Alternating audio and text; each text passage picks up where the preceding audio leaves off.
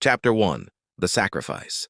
The south wind hard over the gray lands of Aldharan, highlighting the smell of wet land and rotten leaves. The bare branches of the forest crunched like old bones under the pressure of the cold. And the light of the winter sun barely made it through the mist that covered the fields.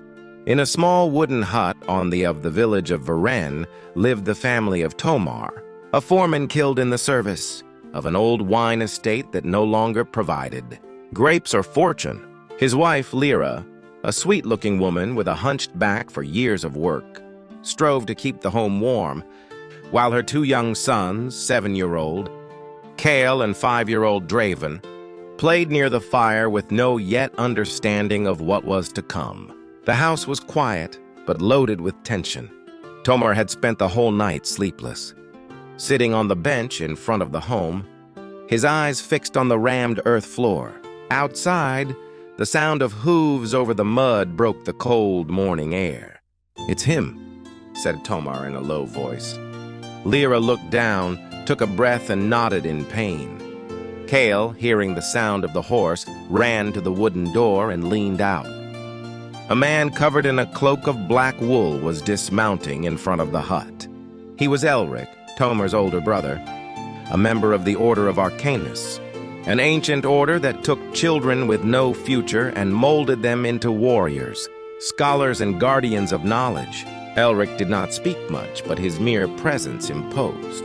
His face was marked by scars and wrinkles, but his eyes were as firm as steel. "Are you sure?" I thought in a hoarse voice. Tomar looked at Lyra and then at her children. "I can't give them anything, neither future nor protection, and the next harvest will be worse than this one." Elric didn't come out. He just lowered his head and waited. Lyra took Draven in his arms, while Kale stuck to his father's leg. The little boy did not understand, but his mother's weeping gaze made him tremble. "Where are we going, Mom?" asked Kale in a soft voice.